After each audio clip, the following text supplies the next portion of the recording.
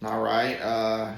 Today, guys, we're going to be going over water closet spuds. While we all think these should be simple, for some reason we get repeat recalls over them. I guess people are not tightening them.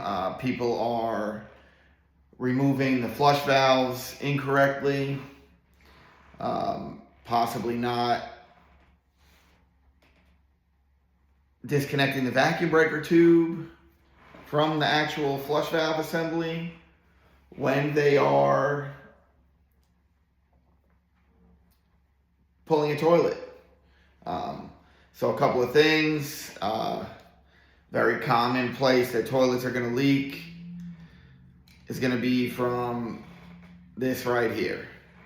And what this does is it just goes into the top part of the toilet where that hole is, and this seals down and it allows you to connect your vacuum breaker tube and your flush valve assembly into the toilet. And what this does is, obviously this is flared, and as you tighten down this rubber, it compresses into that hole.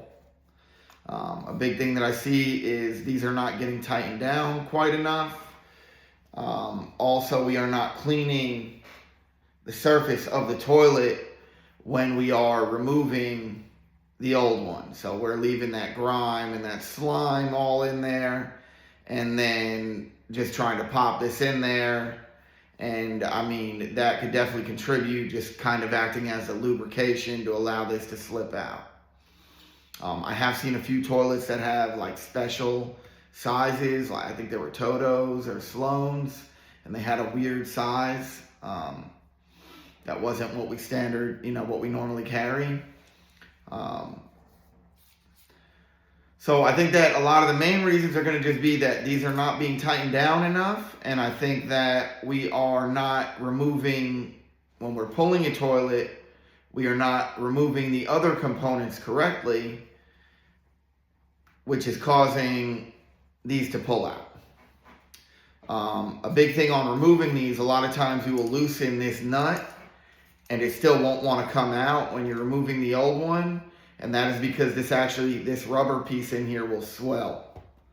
And you will have to take channel locks or something. You'll want to loosen it because metal versus porcelain, metal's going to win every time.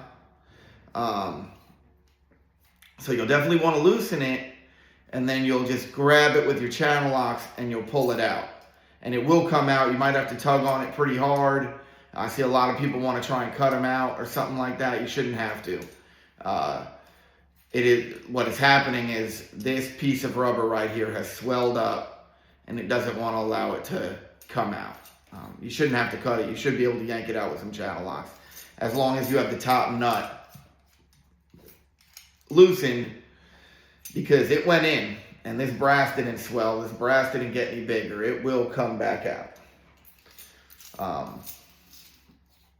But I think, like I said, the main thing is that we need to remember that, when we're taking our flush valves off, we're going to unscrew our vacuum breaker. What I like to do is I like to flip my flush valve upwards so that I don't have an issue and I have room to take the toilet out.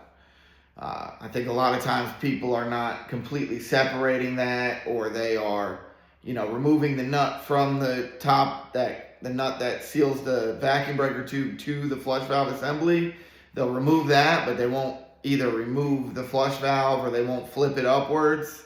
And then when they pull the toilet, they're jarring the spud as well as the vacuum breaker tube and everything, and that's causing a leak. And the other thing is, I see people install these and there's only a couple threads. You just put this in and we only have 3 threads showing.